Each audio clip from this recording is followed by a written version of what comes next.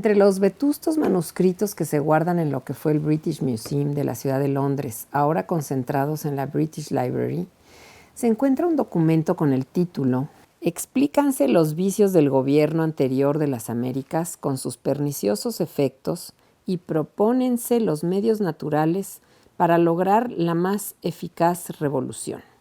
Escrito en 1795, pero corregido y enmendado y ampliado en la Ciudad de México el 8 de septiembre de 1812 en plena Guerra Civil. En dicho documento se mencionaban algunos problemas que aquejaban al virreinato de la Nueva España. La pobreza caminaba a pasos violentos por el propio contrabando. Los jueces actuaban sin nociones patriotas y cristianas. Y habla de que se resentía el exceso de contribuciones, por lo que recomendaba, para no perder la lana y la vida, era necesario no trasquilar tan a menudo a las ovejas, y proponía hacer prosperar a los contribuyentes. El doctor Carlos Errejón Peredo, en su conferencia El movimiento insurgente desde 1808 y las insurgencias de 1810 a 1815, describe la tensión y disgustos de los primeros años del siglo XIX, existentes en la Nueva España postrera, particularmente la sorpresa y la desazón de los novohispanos al enterarse, en el verano de 1808, de la abdicación de Carlos IV y de su hijo Fernando VII al trono español, así como el nombramiento de José Bonaparte como rey de España e Indias. Palabras del abogado y periodista insurgente don Carlos María de Bustamante, estos sucesos fueron el botafuego de la revolución, la chispa que prendió el fuego del levantamiento de Dolores en septiembre de 1810. Las mejores biografías existentes de los dos principales dirigentes de la insurgencia, don Miguel Hidalgo y Costilla y don José María Morelos, son obras del profesor Errejón, destacado especialista en la Guerra de Independencia de la Nueva España. El doctor Carlos Errejón en esta conferencia nos describe el espacio y el tiempo, las similitudes y diferencias de estas dos primeras etapas insurgentes de 1810 a 1815. La primera de ellas, de 1810 a 1811, el levantamiento de Hidalgo y Allende, se extendió en una peculiar geografía, la cuenca del río Lerma, región de tiempos templados, de poblados comerciales, de haciendas y ranchos agrícolas y ganaderas, de reales de minas y de una densa población del Bajío, lugar central de la Nueva España.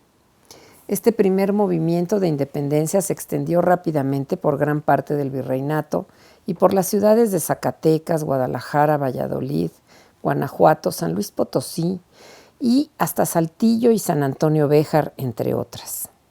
Distinta geografía envuelve las campañas de Morelos entre 1811 y 1815, ya que operan en la cuenca del río Balsas, región de cultivo de la caña, cacao, frutos tropicales y comercio del algodón, y teatro de una lucha con diferente forma de organización de las tropas, ya que Morelos no reunió grandes muchedumbres, prefiriendo fuerzas disciplinadas bajo el mando de un equipo organizado, con familias de la región como los Bravo y los Galeana. Logros y fracasos acompañan las 5 campañas de Morelos.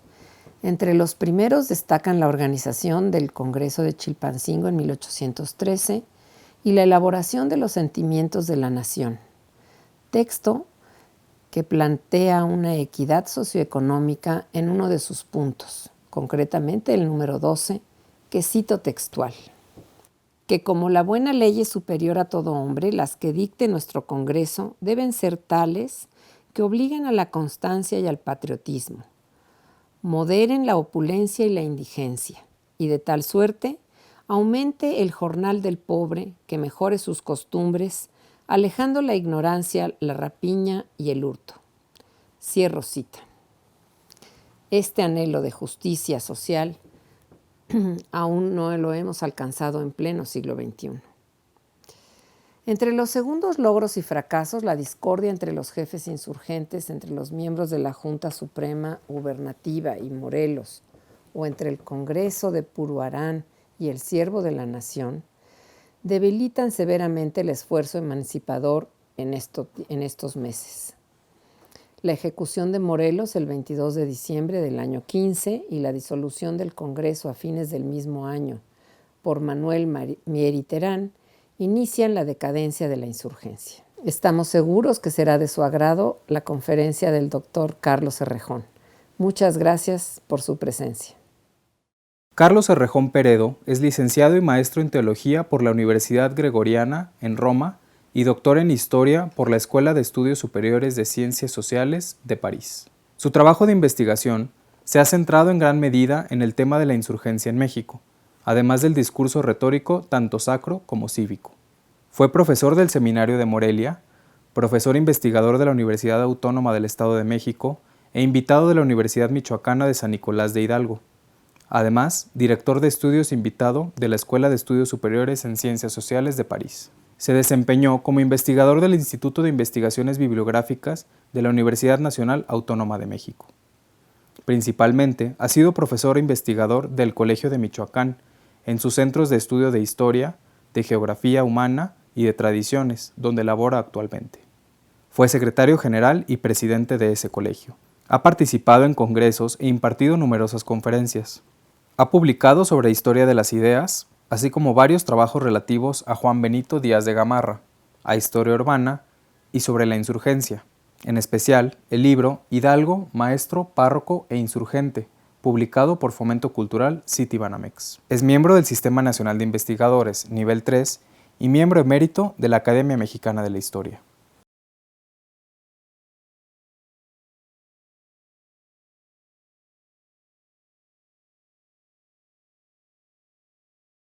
Bien, vamos a platicar sobre el movimiento de independencia en la Nueva España, México actualmente, comenzando por sus antecedentes inmediatos en 1808. Y nos vamos a referir más en concreto a la Guerra de Independencia desde el Grito de Dolores en 1810 hasta la disolución del Congreso de Chilpancingo en 1815. En cuanto a los antecedentes, en 1808 se debieron a la abdicación de los reyes Carlos IV y Fernando VII ante Napoleón Bonaparte. Esto provocó un vacío de poder y en las colonias de la monarquía española se suscitaron entonces gravísimas inquietudes porque dijeron, ¿a quién vamos a obedecer ahora?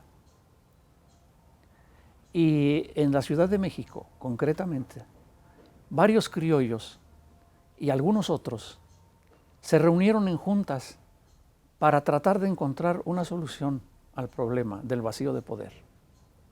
Pero al mismo tiempo, consideraron que era una gran y favorable coyuntura para lograr una cierta autonomía, sin negar la integración a la monarquía española. Sí, desde un principio se plantearon ellos la posibilidad de que se crearan juntas, pero juntas en donde la participación de los criollos fuera muy importante y en donde no se obedeciera ya a las juntas que se estaban dando ya en la península española, con el mismo objeto de llenar el vacío de poder. La idea pues era hacer unas juntas acá, pero juntas que tuvieran cierta autonomía y en donde, como dije, la participación de los criollos y de los intereses de la Nueva España fueran tomados mucho más en cuenta que antes, porque ya había muchas causas y razones, no solamente para la autonomía, sino para la independencia. Pero consideraban ellos que obviamente tenían que irse de manera gradual, ¿sí? Y esa forma era la coyuntura que les brindaba justamente la abdicación de los reyes. De tal forma, en la Ciudad de México se reunieron varios criollos, algunos miembros del mismo ayuntamiento y algunos otros, como el peruano Fray Melchor de Talamantes. Y entre ellos estuvieron formulando varias propuestas muy interesantes. Uno de los miembros del ayuntamiento era el licenciado Azcárate, y él propuso que en primer lugar se convalidaran las autoridades ya existentes, el virrey que estaba, pero no como nombrados ya por el rey porque no lo había, sino que la misma institución del Ayuntamiento de México convalidara esas autoridades, ¿sí? Pero que también al mismo tiempo hubiera participación mayor de los criollos. Otro de los burócratas de la Ciudad de México, Jacobo de Villaurrutia, propuso que efectivamente, ¿verdad?, tenía que considerarse todo esto porque ya se sentía el peligro de una conmoción popular, dijo él, ante el vacío de poder y ante la opresión de tantos siglos que se estaban ya padeciendo, sobre todo por las reformas borbónicas últimamente. Y otro de los miembros del ayuntamiento, el síndico Primo de Verdad y Ramos, fue mucho más radical, porque él hizo un razonamiento muy argumentado, diciendo que el poder en la sociedad política tenía dos orígenes incontestables. Uno era el rey y otro el pueblo. Pero el rey puede fallar por distintas razones, como era el caso, ¿sí? Pero el pueblo decía, es indefectible, es inmortal. Y estamos en esa circunstancia. Y el ayuntamiento representa el pueblo, porque inclusive es electo. Y de todos los ayuntamientos, el más importante es el de la cabeza del reino, el ayuntamiento de la Ciudad de México. Consiguientemente, habría que hacer una junta, pero una junta representativa tanto de las corporaciones existentes como también de un gran sector de la población que no solía ser tomado en cuenta, que eran los indios. Y consiguientemente él propone que en esa junta estén representados los indios proporcionalmente, ¿sí? Esto verdaderamente era revolucionario, porque sería entonces una junta compuesta en una gran medida por indios, según la propuesta de Primo de Verdad y Ramos. Y por su parte, aunque no era miembro de la burocracia virreinal, el peruano Fray Melchor de Talamantes Mercedario, él escribió dos ensayos muy interesantes, uno que se llama La representación nacional y otro que se llama Razones. ¿Razones de qué? De una posible independencia. Y en cuanto a lo primero, en la representación nacional, él propone, en lugar de una junta, un congreso de plano. Y un congreso también representativo, pero una representación no únicamente de las corporaciones ya existentes y de la Ciudad de México, sino un congreso también representativo de todas las regiones de la Nueva España, de los cabildos seculares y eclesiásticos y demás corporaciones, y por elección. Entonces un congreso que se compondría pues quizás hasta de unas 200, 300 personas, pero muy representativo. Y las funciones de ese congreso serían, entre otras, limitar el poder del rey cuando volviera, ¿sí? Porque el poder del rey estaría sometido a la legislación que dictara el Congreso. Inclusive, se haría un juicio sobre la abdicación de los reyes. ¿Por qué abdicaron? Y entre otras atribuciones también sería de que nunca, jamás podrían abdicar los reyes en adelante. Entonces, sin negar la monarquía, sin embargo, ya Fray Melchor de Talamantes se adelanta a lo que sería la Constitución de Cádiz, una monarquía constitucional, en donde el rey obedece finalmente al Congreso, ¿sí? Es lo que propone Fray Melchor de Talamantes en ese primer escrito. Y en el segundo escrito, en donde habla de las razones de una independencia posible, señala justamente lo que estaba sucediendo y además otras razones, entre otras, cuando la metrópoli, es decir, España en el caso, subyuga tiránicamente a sus colonias. Él lo pone como una mera posibilidad, sin decir eso está sucediendo, pero en realidad era eso. Y otra de las posibilidades, cuando por la distancia es dificultoso que la metrópoli gobierne las colonias, como era el caso. Cuando también hay el peligro de que se trastoque la religión. Y es lo que se veía venir, porque la invasión de los franceses, ¿verdad?, significaba también la invasión de muchos incrédulos. ¿Sí? Entonces temían también que la pureza de la religión fuera afectada, y era el caso. De tal manera que son 12 las razones, enumeré nada más unas, pero nos dan una idea también de esta propuesta muy radical de Fray Melchor de Talamantes.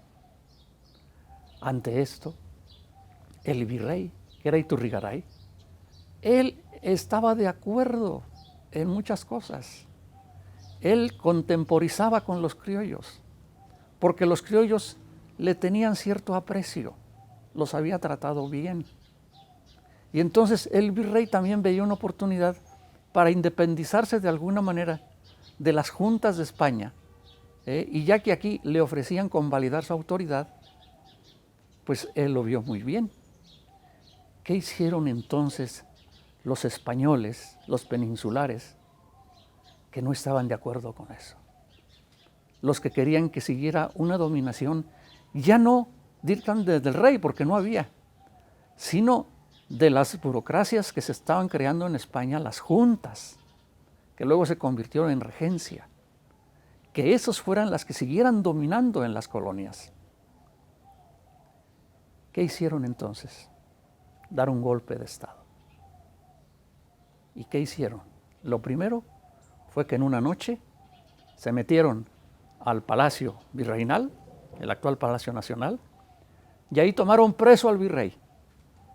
Tomaron preso al virrey y pusieron a un virrey intruso. Y por otro lado, metieron en la cárcel, ¿sí?, a varios de los que habían hecho las propuestas que mencioné.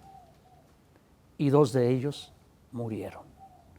Primo de Verdad y Ramos, el que había hecho la propuesta de la introducción en esa junta de muchos indios, fue ejecutado en la prisión. Y Fray Melchor de Talamantes fue mandado a las cárceles de San Juan de Ulúa, donde murió. De tal manera que eso significó para muchos otros criollos de la Nueva España la cancelación de la vía pacífica de un cambio necesario. Si los criollos estaban buscando un cambio pacífico, y la respuesta de la oligarquía española, ¿sí?, que fueron los comerciantes, los miembros de la audiencia, ¿sí?, incluso el arzobispo de México, que era Gachupín, y un enviado que había de una junta que ya se había instaurado en Sevilla, porque veían que se les iba de las manos la colonia. Entonces todos ellos dieron el golpe de Estado y metieron en la cárcel y finalmente pues asesinaron prácticamente a estas 2 personas. Ello dio origen a que en otros lugares del país comenzaran a brotar otras conspiraciones. Así pues, a raíz del golpe de Estado, que se dio, por cierto, en el mes de septiembre, pero de 1808, comenzaron a crearse en distintos lugares del país otras conspiraciones. Otras conspiraciones, pero cuya alternativa ya no era la vía pacífica, sino que estaban dispuestos a tomar las armas. Tal vez no para la independencia absoluta, en algunos casos. En otros, tal vez sí. ¿Sí? Y una de las conspiraciones fue en 1809, al año siguiente, en la ciudad de Valladolid de Michoacán, hoy Morelia. Ahí se juntaron también los criollos y retomaron las propuestas de una junta, las propuestas de los criollos de 1808. Y ellos también consideraron en esas juntas la integración de los indios, porque decían, los indianos eran los criollos, pero nacidos en las Indias. Los indianos y los indios somos una sola cosa. Sí, ya había la conciencia de una unidad nacional. Y ellos entonces comenzaron a tener sus juntas con ese objeto también, pero ya con la opción de las armas. Porque si la vía pacífica había sido cancelada violentamente, eso autorizaba también a utilizar la violencia. Sin embargo, la junta fue descubierta. Pero el virrey que era un arzobispo, fue benigno. Y lo único que hicieron fue desterrar a algunos, poner en la cárcel por un tiempo a otros, pero ya sin ningún asesinato. De todas maneras, eso dio origen a que en otros lugares también prosiguieran las juntas. Dijeron, bueno, no se pudo tampoco con esta. Y en San Miguel, el Grande entonces, hoy de Allende, y en Querétaro estaba el capitán Ignacio Allende. Y él había estado acantonado junto con otros militares por el rumbo de Jalapa ante la posibilidad de una invasión de los ingleses, porque en ese tiempo España estaba forzada a hacerse alianza de Francia. ¿Sí? Y en esas reuniones de muchos criollos militares también se comenzaba a platicar de la conveniencia de una autonomía o de una independencia. Y uno de los que más destacaban en esas críticas era Ignacio Allende. De tal manera, cuando volvió a su tierra, que era San Miguel, entonces él comenzó a urdir una conspiración y a reclutar gente. Y esta conspiración tenía también su extensión en la ciudad de Querétaro. De tal manera que Ignacio Allende, ya en San Miguel, ya en Querétaro, tenía reuniones con otros de sus mismas ideas. Y uno de ellos fue el cura de Dolores, Miguel Hidalgo, que desde mucho antes que Allende, él quería la independencia del país, pero él quería la independencia absoluta. Él no se contentaba con juntas. Sin embargo, él veía que era muy difícil hacerlo, porque no veía que estuvieran dadas unas condiciones de posibilidad. Y cuando Ignacio Allende le insistía en que sí se lanzaran a la lucha, él le decía, mira, simpatizo con tus ideas, pero ¿qué vamos a hacer? Lo único que nos puede suceder es que nos tomen presos en el momento que descubran esto. No, que sí te contamos con gente, le decía Allende. Muéstramelo.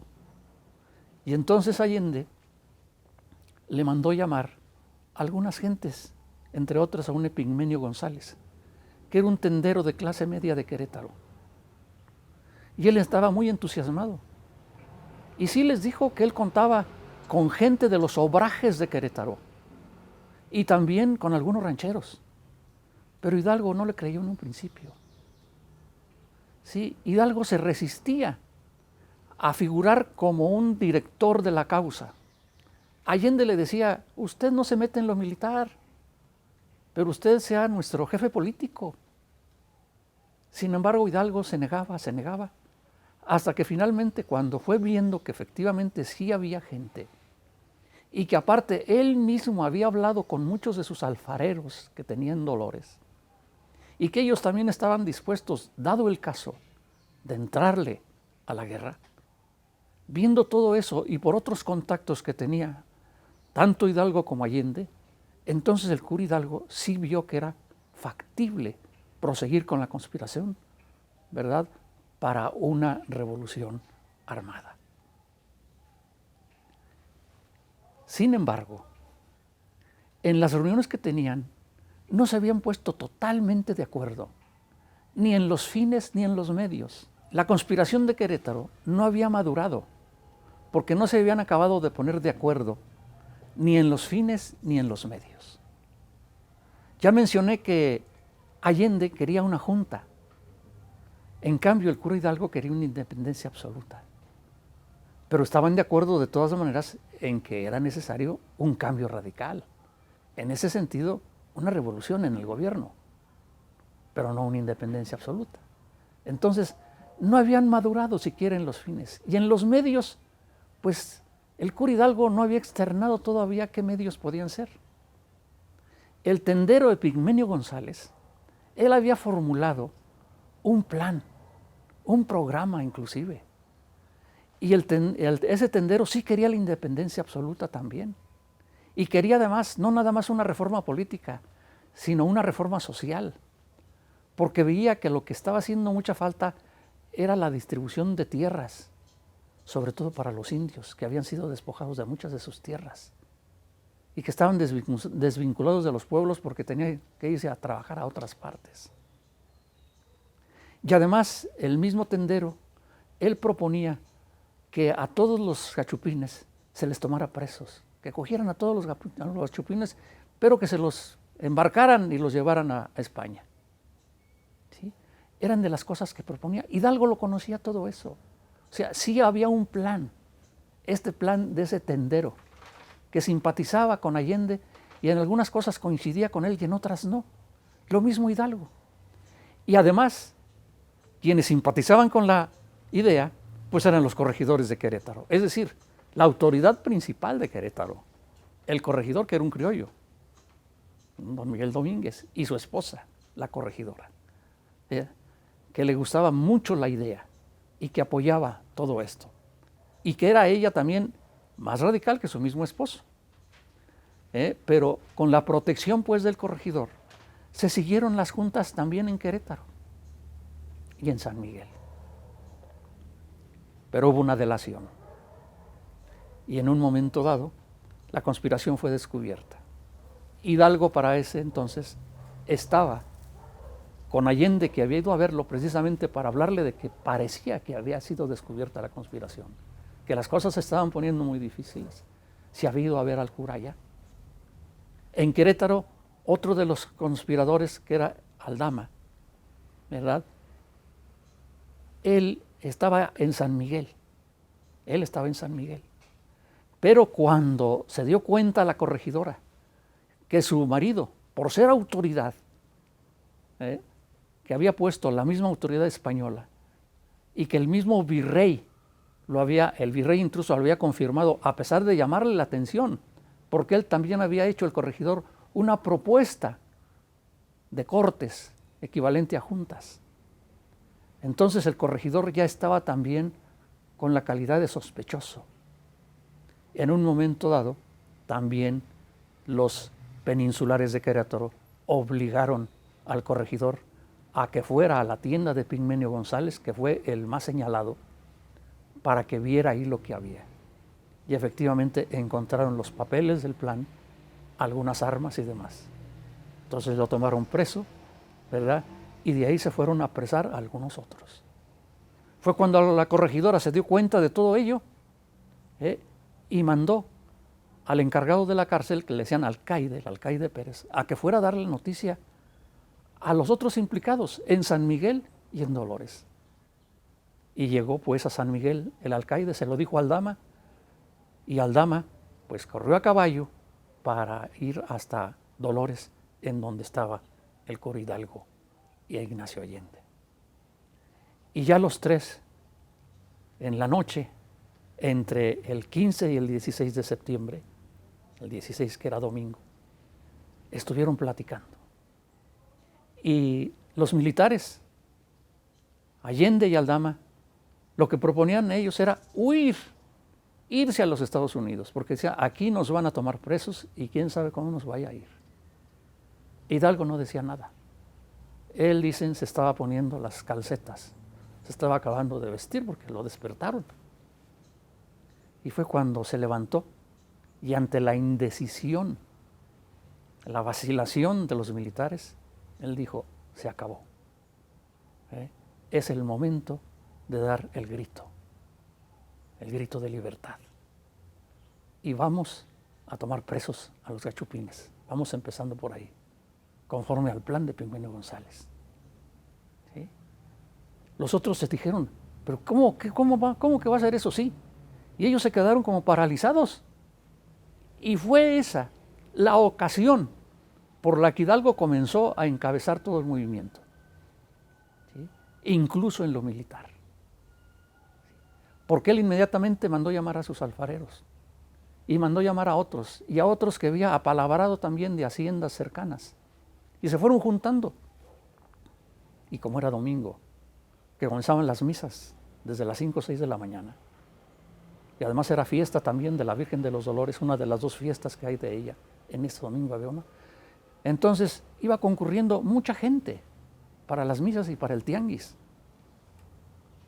Y posiblemente ya cuando se fueron juntando más gentes y que Hidalgo había dado las órdenes también de que los apresaran a los españoles y los metieran en la cárcel y a todos los presos que estaban en la cárcel que los sacaran fuera. ¿Sí? Entonces eso verdaderamente fue una conmoción. Allende como que no estaba muy de acuerdo en muchas cosas, pero su vacilación dio lugar a que el cura tomara todo el poder. ¿Sí? Y entonces ocurrió el célebre grito de Dolores. A la salida de misa, quizás de la misa de 6, cuando estaba amaneciendo, entonces el cura se plantó, como se sabe, en la puerta de la iglesia y ahí pronunció el famoso grito. Decíamos pues que el cura Hidalgo se plantó en la puerta de su iglesia cuando ya había mucha gente reunida. Y ahí fue donde pronunció el famoso grito. Hay varias versiones del grito. Yo me atengo a la que da el propio Ignacio Aldama, que fue testigo presencial, porque todas las demás versiones no son de testigos presenciales. Y lo que atestigua Ignacio Aldama que dijo Hidalgo fue lo siguiente: hijos míos, ayúdenme a defender la patria, porque los gachupines quieren entregarla a los franceses. Y luego dice, se acabaron los tributos, se acabó la opresión. Únanse conmigo. Al que me siga a caballo y con armas, le ofrezco $1 diario. A los que me sigan a pie, un tostón, 4 reales. Ese fue el grito. Ese fue el grito que, como ustedes ven, tiene elementos coyunturales y elementos de fondo. Los elementos coyunturales es la cuestión de los franceses. ¿Sí? ¿Por qué? Porque efectivamente había la persuasión entre muchos criollos y mucha gente de acá de que había muchos españoles que habían estado de acuerdo con los franceses y que les habían entregado el reino. Inclusive un buen virrey que había estado aquí hacía años, Azanza, ya era de los principales burócratas del gobierno impuesto por Napoleón Bonaparte, por su hermano, José, el Pepe Botella, famoso. ¿Sí? Entonces decían, pues eso quiere decir que la mayor parte de los españoles, ¿verdad?, están afrancesados, es decir, quieren entregar el reino a los franceses. Pero eso era la parte coyuntural de la ocasión. Lo que era de fondo, y por lo que Hidalgo perseguía la independencia absoluta, es la parte que diga, que dice, se acabó la opresión. Ahí está el punto. Ahí está el punto central de todo para Hidalgo. Al decir se acabó la opresión, es decir, vamos a quitarnos ya el gobierno español. Se acabaron los tributos, era también algo que afectaba mucho a los indios, porque les habían recargado los tributos. ¿Sí? Y lo peor era que los indios pues, eran los más desprotegidos, los más desheredados, de tal manera que ese ofrecimiento de acabar con los tributos era muy llamativo también para toda esa masa. Ese fue el grito. Y consiguientemente empezaron a juntarse gentes, y con las medidas que había dado Hidalgo, pues llegaron hasta ser unos 700. Entonces le pidió a Ignacio Allende y Aldama que comenzaran a juntar pues más gente y formalizarlo. Y había pues algunos pocos militares. Ignacio Allende y Aldama pues tenían sus soldados, pero estos no se afiliaron bien sino hasta que llegaron a San Miguel. En el camino, como sabemos, al pasar por Atotonilco, el cura Hidalgo entró en la iglesia y tomó un estandarte de la Virgen de Guadalupe, con la idea de que esta va a ser nuestra bandera. Y así llegaron a San Miguel. Y en San Miguel, ahí se les adhirieron muchas más gentes, aunque ya comenzó también este suceso de diferencia otra vez entre Ignacio Allende y el cura Hidalgo. ¿Por qué? Porque las gentes que llevaba a Hidalgo y muchos de los que justamente salían de las prisiones comenzaron a saquear casas.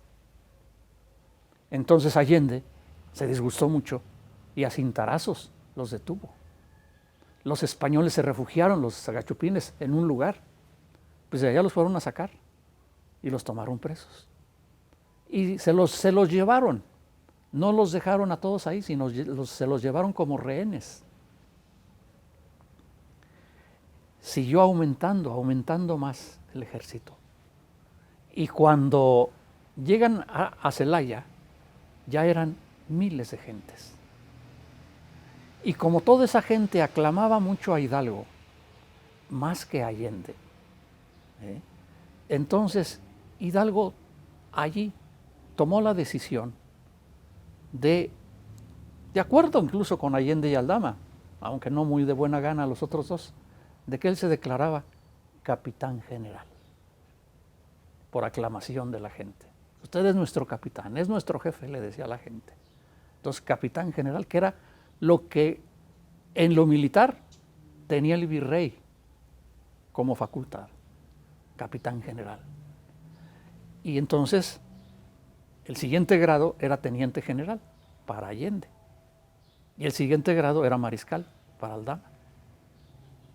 Otro de los insurgentes, de los, mejor dicho, simpatizantes de la causa, pero que no había figurado mucho en esos momentos, al último pues sí fueron por él y era Basolo.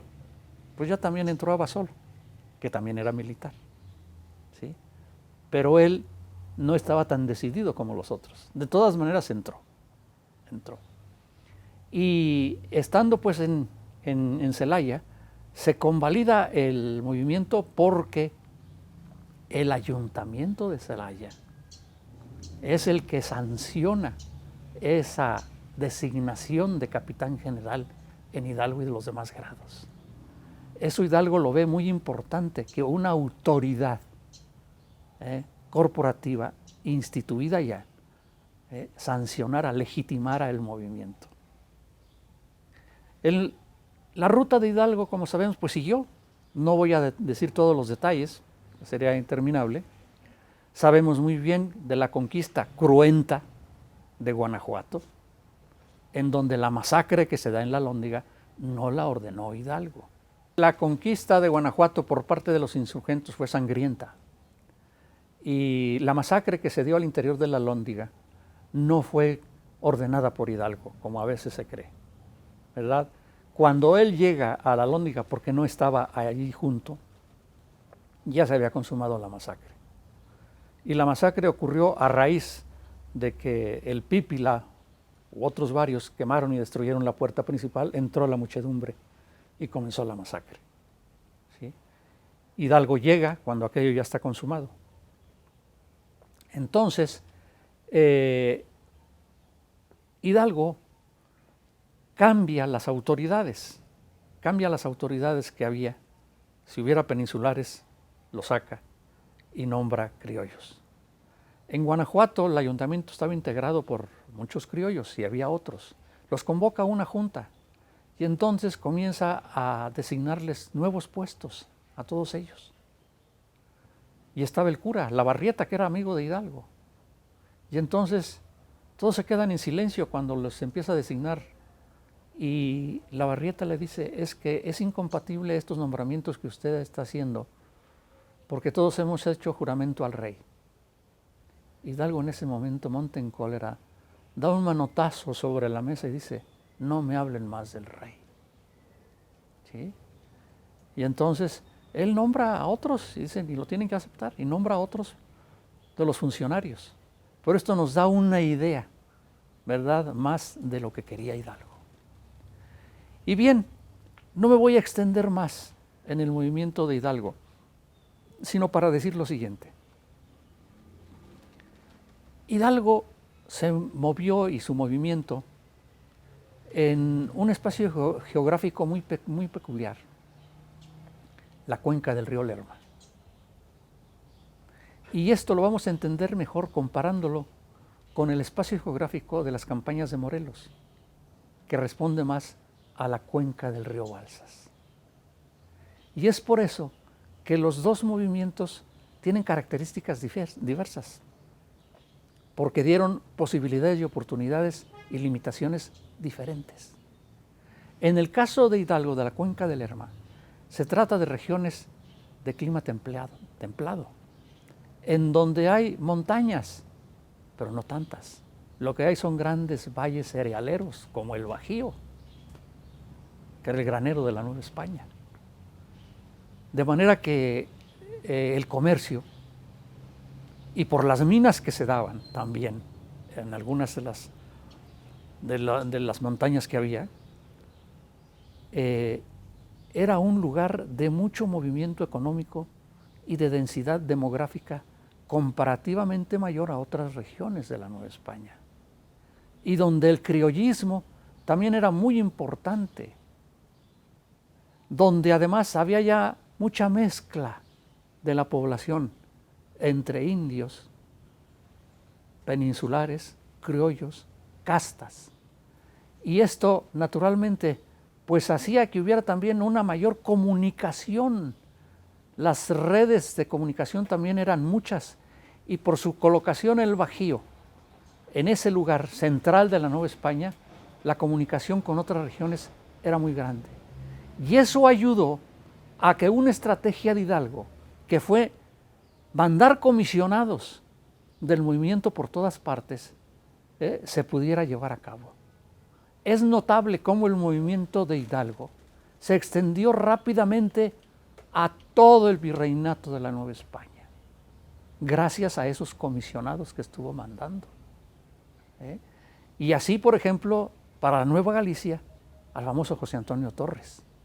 Para el sur, pues a José María Morelos. Para la región de Tlalpujahua y más, para Ignacio Rayón.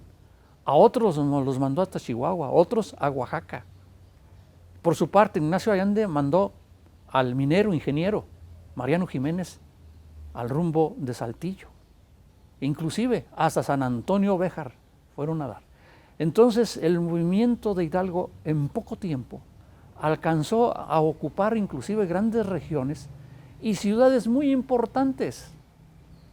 Además de Guanajuato, Valladolid, Toluca, ¿sí? Guadalajara, Aguascalientes, Zacatecas, Saltillo, San Antonio Béjar, Colima. Entonces todo esto en poco tiempo era de los insurgentes. Sin embargo, no había penetrado mucho, pero ya estaba pues las circunstancias del país preparadas. El país estaba en efervescencia y no esperaban sino una señal, que fue la que dio Hidalgo. ¿Sí? Entonces esta cuenca del río Lerma, que como saben se extiende por el río Santiago una vez que el Lerma entra a Chapala y sale, toda esta región fue la que rápidamente se insurreccionó y de ahí arrancó para todos los demás lugares. Entre las otras estrategias de Hidalgo, ya mencioné que había, por una parte, el quitar a los peninsulares que estuvieran en los mandos, apresarlos inclusive, secuestrar sus bienes, ¿sí? Y la otra, pues abrir las cárceles. Y en este sentido, pues la estrategia resultó que muchos de los que estaban en las cárceles eran por deudas, nada más. Y no era razón que estuvieran ahí. Pero algunos otros eran asesinos y nunca debieron haber salido. Y es una gran diferencia con Allende, que no quería. Pero estos mismos de los asesinos se convirtieron luego en gente muy allegada a Hidalgo, precisamente porque veían que los militares no los querían. Entonces ellos se pusieron muy del lado de Hidalgo, pero también influyeron desgraciadamente en Hidalgo.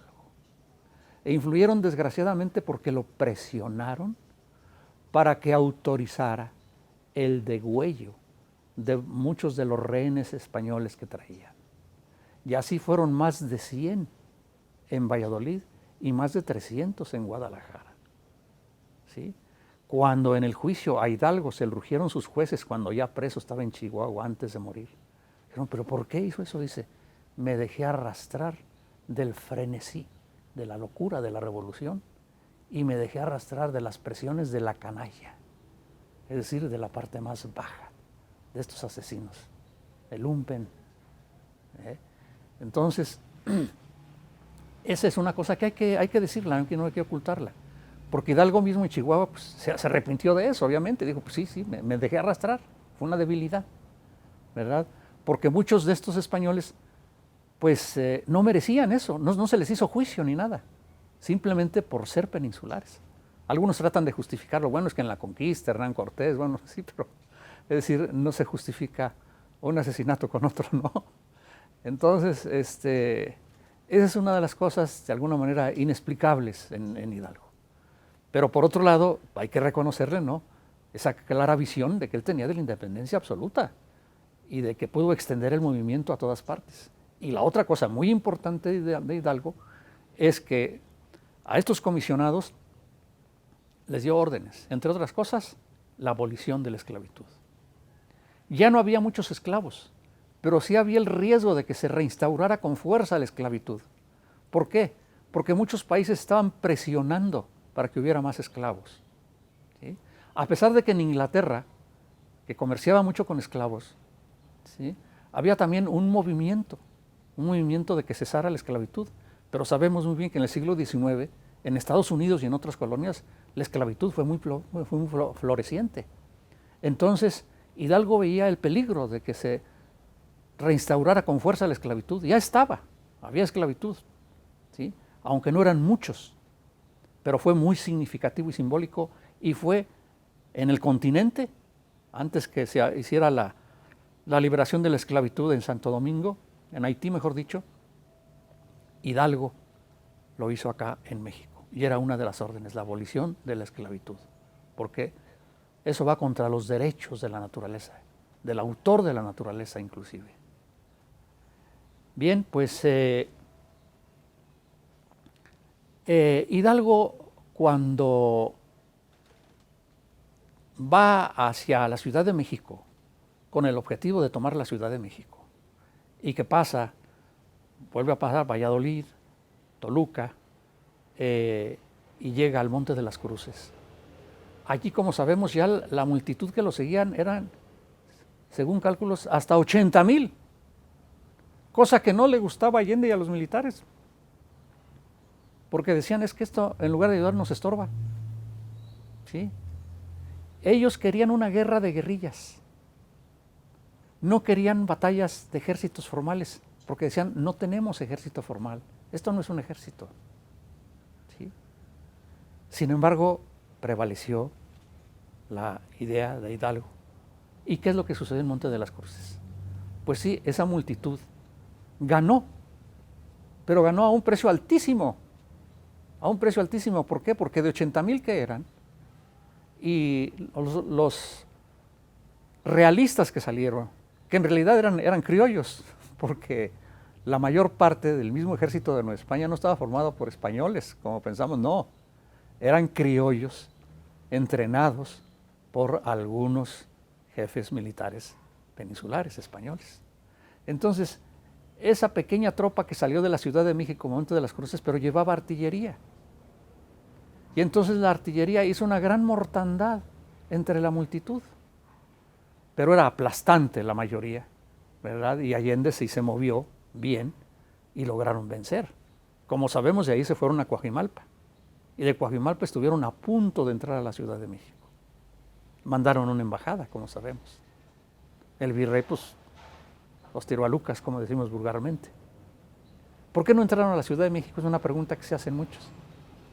Y pues se imaginan varias cosas. Yo pienso que, basado en documentos, de que la razón principal fue la siguiente. Los insurgentes sabían que en la Ciudad de México había simpatizantes de su causa, ¿sí? Incluso muchos de los allegados de Allende, cuando estaba en la conspiración de Querétaro, eran de la Ciudad de México. Y en ese carteo y comunicación que tenían, reservada por supuesto, habían quedado en que tan pronto se aproximaran los insurgentes a la Ciudad de México, los de México iban a fomentar una revolución al interior de la Ciudad de México. Iban a tomar las armas también, se iban a levantar, e iban a salir a encontrar a estos. Cosa que no hicieron. Al final les ganó el miedo, o estaban ya muy vigilados.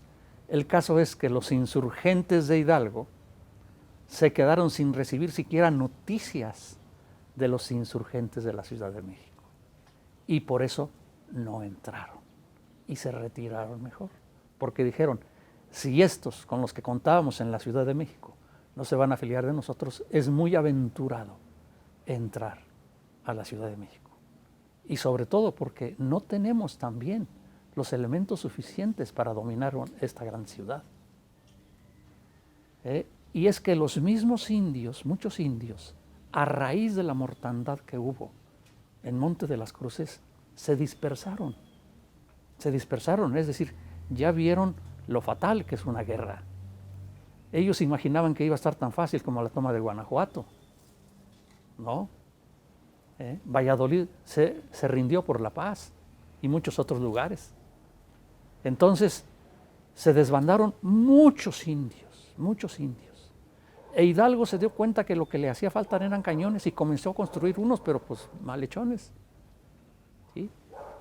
Y se regresaron. Vamos a regresarnos al Bajío para hacernos fuertes otra vez. Y al regreso pasaron por Aculco, pero ahí ya un militar enviado por el virrey Venegas, militar que se llamaba Félix María Calleja, él ya había estado entrenando desde el momento que se supo de la insurrección de Hidalgo a un ejército desde San Luis, desde una hacienda cercana a San Luis Potosí. Y ha formado este ejército, y con otros provenientes de la ciudad, con otros soldados de la Ciudad de México, formó un ejército que fue a enfrentar a los insurgentes en Aculco. Ahí se encontraron, en Aculco. Los insurgentes tomaron sus posiciones, ya tenían alguna pequeña artillería, pero de frente les tocó el sol. Entonces estaban ofuscados por el sol y con cañones mal hechos y de mala puntería. Y en cambio los otros, aunque eran mucho menos, lograron también los realistas vencer a los insurgentes. Después de la derrota de Aculco, en donde de 40,000 que habían quedado después de Monte de las Cruces, ya se habían reducido a unos pocos, de tal manera que a raíz de Aculco el ejército del Bajío, o mejor dicho, las muchedumbres del Bajío, prácticamente ya se habían desbandado. Allende se quedó con unos pocos de los mejor armados y de a caballo y se fue para el Bajío a tratar de defender Guanajuato, porque ya veían ellos que Calleja se iba a dirigir allá para reconquistarla. Y mientras Hidalgo, apenas con unas 8 o 10 gentes, solo se fue para Valladolid. Sí, y ahí también viene una diferencia con Allende, porque Hidalgo pues quedó resentido de que lo abandonaran. Pero en Valladolid, Hidalgo, ya sin Allende y sin los militares, él se rehizo, convocó mucha gente de a caballo, se reunieron y formó otro pequeño ejército ya de rancheros, ya no de las multitudes, ¿sí? Y con ellos se dirigió a Guadalajara, que ya estaba en poder del amo Torres, de José Antonio Torres. Y ahí en Guadalajara, Hidalgo pudo estar un tiempo razonable, reformó la audiencia y todo lo que era de virreinal, todo lo que era de España, de la monarquía, él lo hizo nacional, dando a entender que quería la independencia absoluta. Le pusieron un retrato de Fernando VII en un dosel, dijo, quítenlo, ¿sí? Y Allende siguió con las grandes diferencias entre ellos, pero sabiendo ambos que ya venía el Calleja con su ejército, Allende no había podido defender Guanajuato y fue a Guadalajara con Hidalgo. Entonces los dos, habiendo reconstruido pues sus ejércitos, y ahí se juntó otra vez mucha muchedumbre también de indios del rumbo de Jalisco, de la Nueva Galicia de entonces, y presentaron batalla en Puente de Calderón. Allí iban ganando, porque ya estaban más acostumbrados a las técnicas. Sin embargo, ¿verdad? La naturaleza los traicionó, porque sopló un viento fuerte y los artilleros insurgentes se les fue el fuego al pasto y ya había mucho pasto seco. Y ese pasto llegó al polvorín de los insurgentes, estalló y eso provocó también una desbandada de insurgentes. De tal manera que ganaron los realistas una vez más y entonces ya dispersos los insurgentes fueron huyendo hacia el norte. Llegaron a una hacienda de Aguascalientes que se llama Pabellón y ahí los insurgentes, viendo que las derrotas habían sido en parte por las decisiones de Hidalgo, lo destituyeron del mando, aunque no lo hicieron muy público. Y Allende ocupó entonces la dirección. Y de ahí se fueron a Zacatecas. Y en Zacatecas también se hicieron un poco fuertes y de Zacatecas se fueron hasta Saltillo porque decían, vamos a ir a los Estados Unidos a buscar ayuda. Porque así como están las cosas no podemos, necesitamos sobre todo armas, artillería, fusiles. Tenían ya cañones, pero los cañones sin la artillería en una batalla de aquellos tiempos no funcionan sin el apoyo de la fusilería. Entonces, con todas esas ideas, se fueron hacia Saltillo. En Saltillo ya hicieron una proclamación solemne y ya expresa de Allende como el generalísimo, porque ya Hidalgo se había proclamado generalísimo en Acámbaro desde antes, ¿verdad? Y así pues, en el norte, después de rehacerse más y de tener algún descanso en Saltillo, se dirigieron hacia los Estados Unidos, pasaron por aquellas regiones difíciles, pero una traición también los esperaba. En San Antonio Béjar sabían que había insurgentes, y con esa idea ellos iban a pasar, porque Texas era parte de Nueva España. Entonces, con esa idea, después de Texas, pues, querían seguirle hasta los Estados Unidos. Su idea era llegar a Monclova, San Antonio Béjar, y de ahí estar en contacto con el gobierno de los Estados Unidos. Pero sucedió, pues, que una traición ocurrió, y antes de llegar a Monclova, en Acatita de Baján, los tomaron presos, ¿verdad? Y luego los hicieron grupos, unos se fueron a Durango, otros a Chihuahua.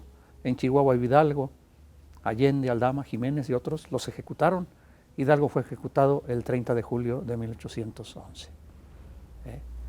En Guadalajara, sin embargo, había hecho algo también muy importante, un periódico insurgente, El Despertador Americano, que marcó también línea para los siguientes insurgentes. Y aquí vamos a dejar la parte de Hidalgo, que es mucho lo que hay que decir, pero por el tiempo vamos ahora a referirnos a Ignacio Rayón y a Morelos. Ignacio Rayón quedó designado allí en Saltillo para que él se volviera al centro del país y reanudara la revolución de independencia, mientras que el resto iba hacia los Estados Unidos. Pero fue lo que sucedió, pues, que en Acatita de Baján tomaron a ellos que se dirigían a Estados Unidos, pero Rayón sí pudo regresar. Sí pudo regresar, y estando acá, él se dio cuenta que lo que estaba haciendo falta también era legitimar más el movimiento, porque muchos se habían retraído ante lo indiscriminado a veces que había en el gobierno de Hidalgo, porque Hidalgo había propuesto un congreso, sin embargo no lo llegó a hacer. A Rayón le parecía que más bien había que volver a la idea de las juntas, de crear una junta acá. Y de hecho, cuando él se fue a Zitácuaro, cerca de Tlalpujahua, que era su rumbo, y se fue a Zitácuaro porque ahí ya había un grupo insurgente muy importante que no había sido vencido por los realistas, de Benedicto López. Entonces él se fue a Zitácuaro y ahí se hizo fuerte, convocó a jefes insurgentes para hacer una junta por elección de los miembros de la junta. Y esto legitimó el movimiento. Una junta que le llamó Junta Suprema Nacional Gubernativa de América, pero que iba a gobernar en nombre de Fernando VII, pero buscaba la autonomía. Dicen que también buscaba la independencia absoluta, pero por grados.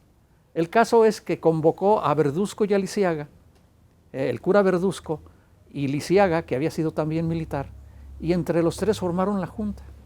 Invitaron a Morelos a que fuera, pero Morelos estaba muy entretenido ya con su primera campaña, pero él mandó representante. Y se quedaron en la junta estos tres, Rayón, Lisiaga y Verduzco. Y mientras tanto Morelos, en esa cuenca del Balsas, muy diferente de la cuenca del Lerma, ahí llevó a cabo sus campañas, la mayor parte victoriosas.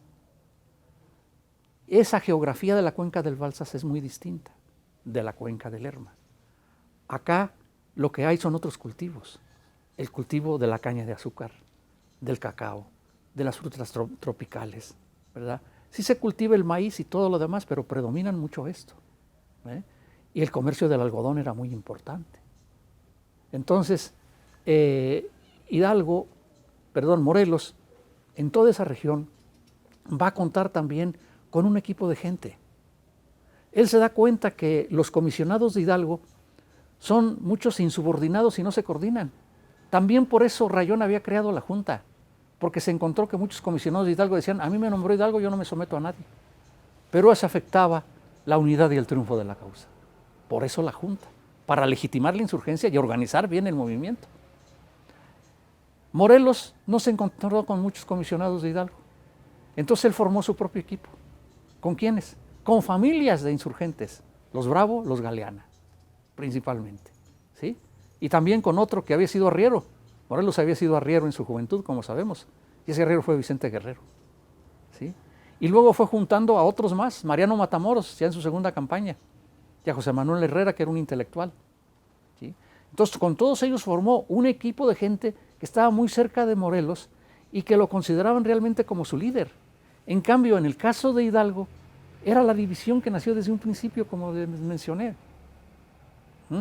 Y Verduzco y Lisiaga, pues ellos también se consideraban igual que Rayón, aunque Rayón figuró como presidente de la Junta, sin embargo, en realidad parece que las funciones parecían las mismas de los tres, ¿sí?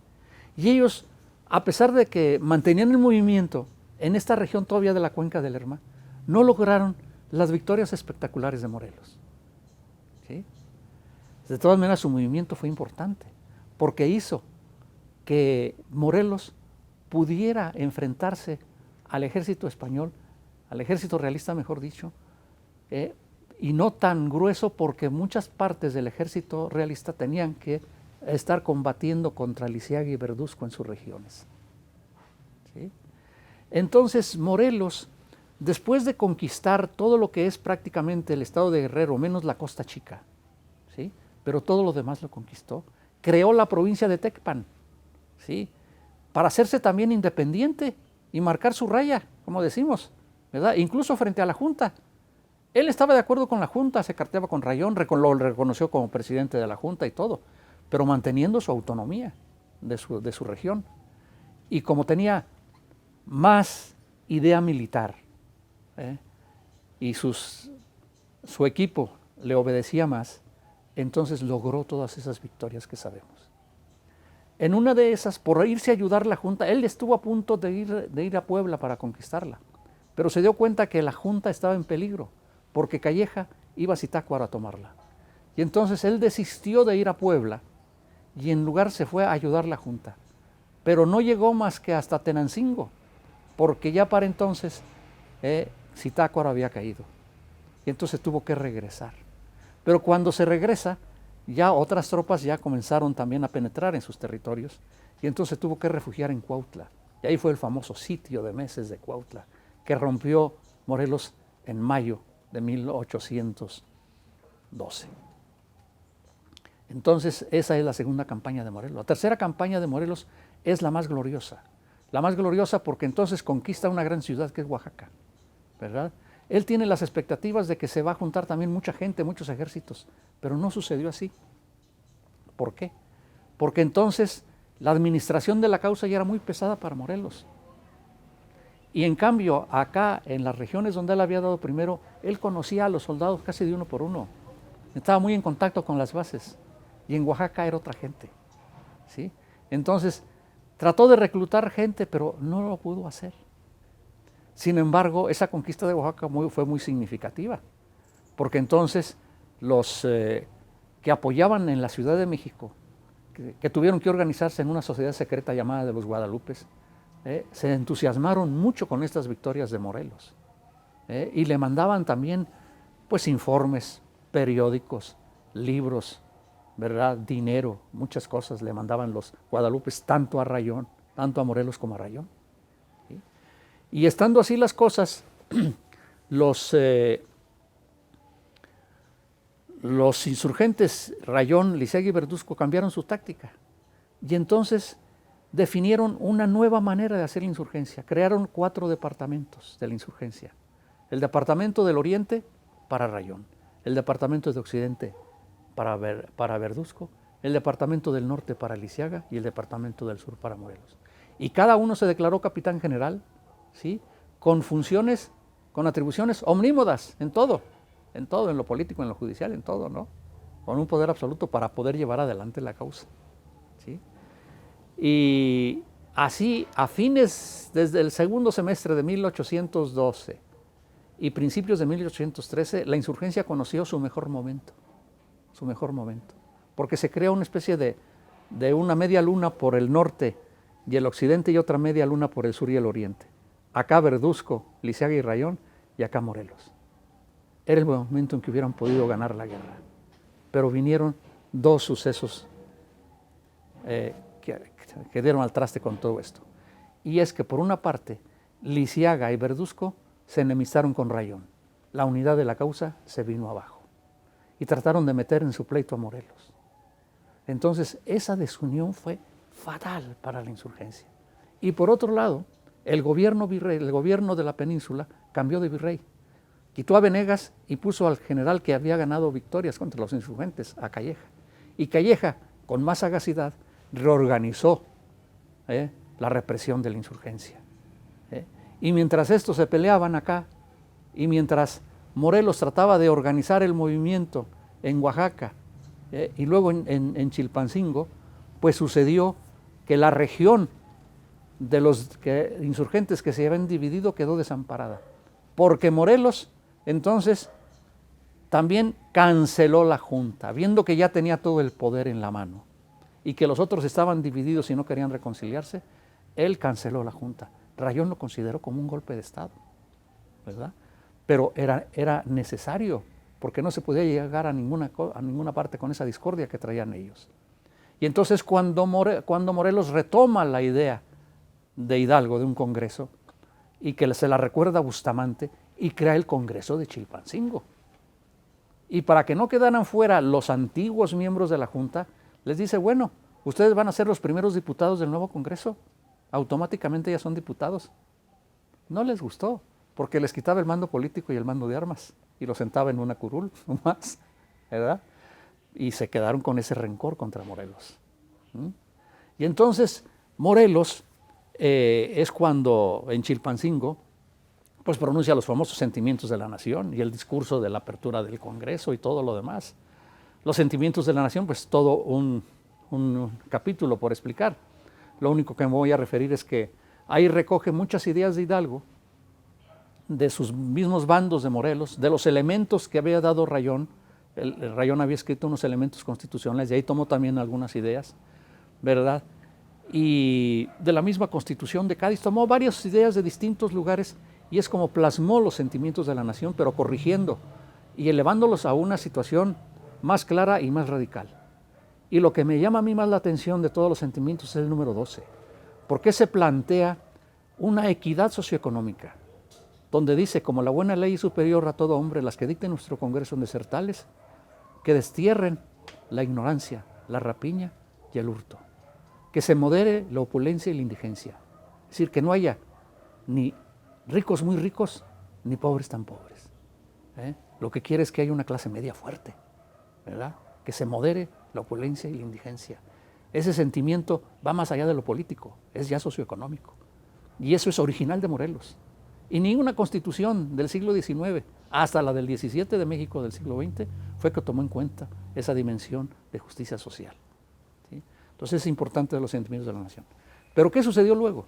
Luego sucedió que Morelos toma la decisión de ir a tomar Acapulco. ¿Y por qué toma esa decisión? Porque muchos de sus soldados eran de ese rumbo y querían volver a ver a sus familias. Y además, Hidalgo le había dicho que tomara el fuerte de Acapulco. Hidalgo se había posesionado de la ciudad, pero no del fuerte. Y entonces ahí va en la campaña, y él pensó que iba a tomar el fuerte en poco tiempo, y fueron meses y meses.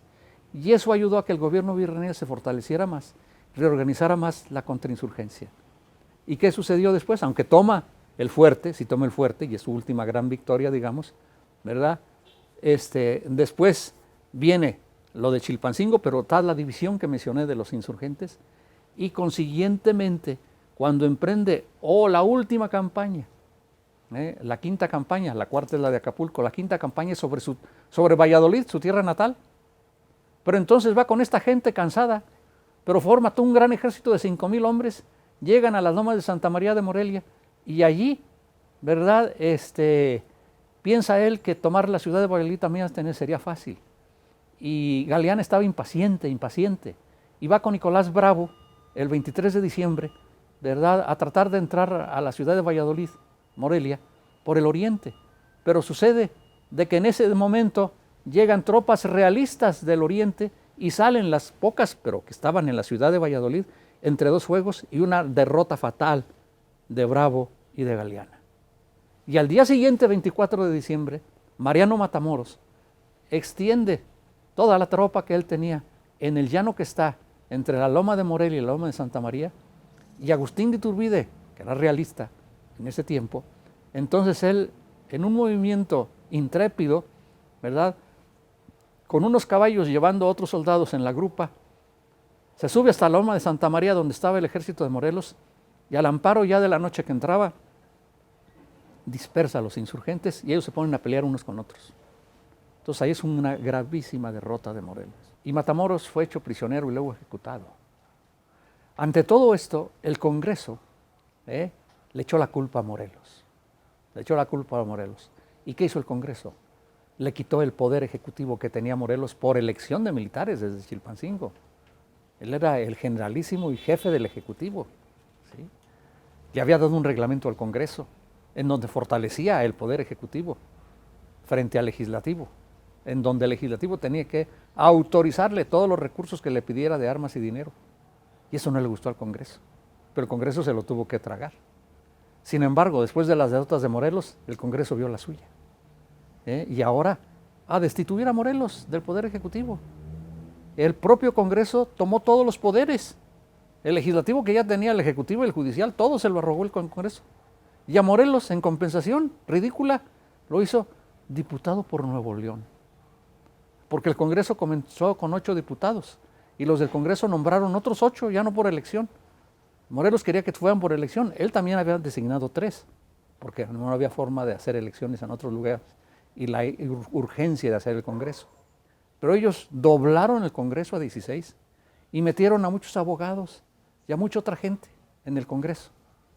Y a Morelos, pues para que se contentara, lo mismo que Morelos les había hecho a Verduzco y a Luciaga, nombró los diputados, pues ahora usted también es diputado, nada más. Y no va a tener tropa, más que la que nosotros le demos cuando queramos. Y efectivamente le asignaron una pequeña tropa para que fuera a unas comisiones penosas, indeseables, que fuera a quemar Acapulco e inutilizar el fuerte, lo que le había tanto costado. ¿Por qué? Porque dijeron los diputados, es que si los realistas se apoderan del fuerte, eso va a ser muy difícil, va a ser terrible para nosotros. Entonces, Morelos, imagínense la depresión en que entró, de lo que le había tanto trabajo, el Congreso lo mandaba a eso. Y a otra cosa, peor, Morelos también había tenido prisioneros insurgentes, prisioneros realistas, pero no como Hidalgo, de los sacados de sus casas, nada más. No, sino los realistas y otros hechos prisioneros en guerra. Y a todos ellos se los mandaban a un presidio por Zacatula, ¿sí?, cerca de Lázaro Cárdenas, donde está ahora. Y ahí estaban, y en otros lugares tenían. Pues una orden del Congreso fue, en represalia de que el gobierno realista ejecutó a Matamoros, usted se va a encargar de ir a que se degüellen todos los prisioneros que están allá. Eso le tocó a Morelos. Entonces, él, claro, no lo hizo físicamente, pero tuvo que ordenarlo. Todo eso le pesó a Morelos tanto que entró en una depresión terrible durante meses. Y prácticamente quedó solo. Y entonces trató de ver al Congreso y el Congreso se le escondía. El Congreso entonces finalmente ya se dio a la tarea de hacer la Constitución, y muy meritoriamente también, porque no todo es blanco y negro. El Congreso meritoriamente y en circunstancias muy difíciles, casi sin comer, perseguidos constantemente, a veces discutiendo los artículos de la Constitución bajo los árboles, en lugares difíciles de la Tierra Caliente, en la hacienda de Tiripitío por Tuzantla, Michoacán, en la hacienda de Santa Efigenia, por Urecho, ¿verdad? Ahí estuvieron haciendo la Constitución y gobernando la insurgencia. Es decir, tenemos que reconocer eso, con riesgo de sus vidas. Es decir, todos arriesgaron sus vidas por darnos una patria, independientemente de las divisiones que venimos mencionando, ¿verdad? Eso es lo más importante también. Y consiguientemente, Morelos, después de quedarse solo, él trató de todos modos de rehacerse, de crear, de juntar gentes, de juntar recursos en unos ranchos perdidos de la Tierra Caliente de Michoacán, uno que se llama Agua Dulce, ¿verdad? La Parota, Atijo, por allá estuvo, ¿verdad? Y finalmente el Congreso ya se le apareció, y entonces ya lo invitaron a que participara como diputado, que era Morelos, en la Constitución, pero ya era lo último, en los últimos artículos fue que participó Morelos, nada más, ¿verdad? Y lo que hizo la Constitución fueron dos cosas muy importantes, la parte dogmática y la parte orgánica, que se llama en toda Constitución. La parte dogmática son los principios, por eso se llama dogmática, son los principios, digamos, incontestables, como son la soberanía, la libertad, la independencia, los derechos humanos, las garantías individuales, ¿verdad? La religión, etcétera. Son los principios fundamentales, la parte dogmática. La parte orgánica, ¿verdad? Ella, la formación, las facultades de los tres poderes, ¿sí? Todo eso estuvieron haciendo los diputados. ¿Basándose en qué? Basándose en los elementos de rayón, en esto, en otro, pero sobre todo se basaron en constituciones extranjeras. Esto, pues es bueno y es malo si queremos, ¿verdad? Es bueno en cuanto que se estaban alineando en las corrientes más novedosas del mundo atlántico, ¿verdad? Como todos estos principios que estoy diciendo, se estaban a tono con las ideas de democracia, de libertad, de alejarse del despotismo y todo lo demás.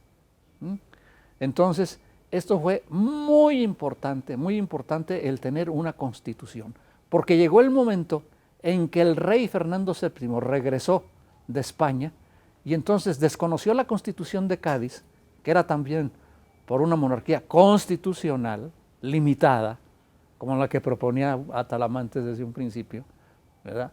Y entonces los insurgentes que habían creado su constitución, que como sabemos fue promulgada en Apatzingán el 22 de octubre de 1814, ellos pudieron esgrimir esa bandera de las ideas liberales, políticas, democráticas del mundo atlántico, y los realistas ya no tenían esa bandera porque obedecieron al rey absolutista Fernando VII, que había vuelto, ¿sí? No se trataba pues nada más de conquista de territorios, sino también de conquista de principios, ¿verdad?, nuevos de libertad, ¿verdad? De manera que eso hay que tomarlo muy en cuenta.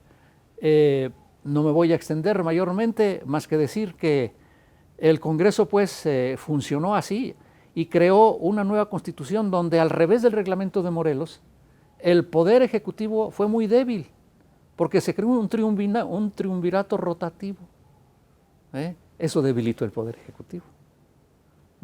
Y en cambio el poder legislativo era muy fuerte.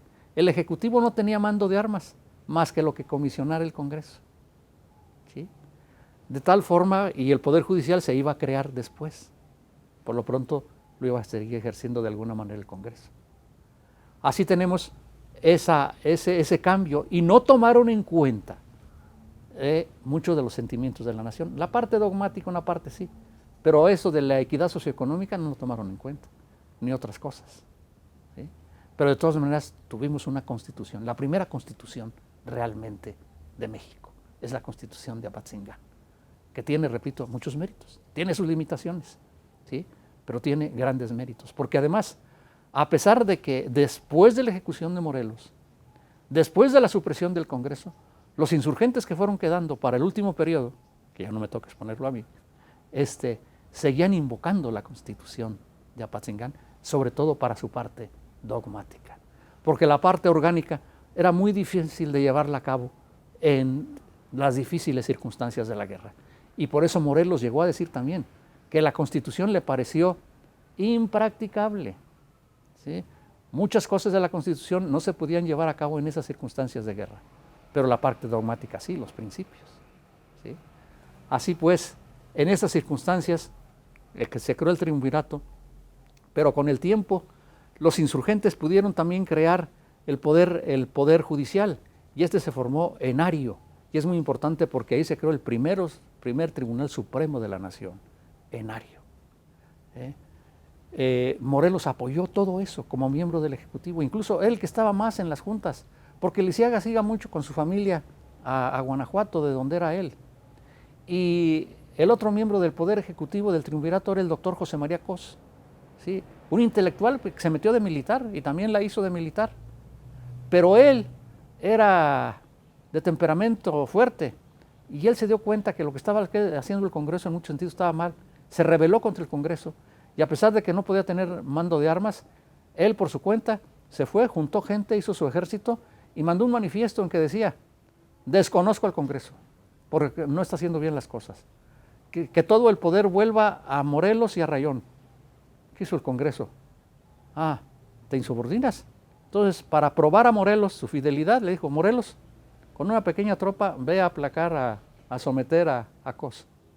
Fue, Cos les dio órdenes a sus soldados de disparar contra Morelos. Los soldados, en lugar de disparar a Morelos, tomaron al mismo Cos preso, se lo entregaron a Morelos, ¿verdad? Y Cos estuvo a punto de ser ejecutado, pero intercedió un cura por él, etcétera, y lo mandaron a unas cárceles de Atijo. Total, que Morelos mostró su fidelidad una vez más. Sin embargo, los realistas siguieron presionando, y llegó un momento en que los dispersaron. Estaban en Ario y los dispersaron. Los dispersaron y entonces se tuvieron que refugiar en la hacienda de Purbarán.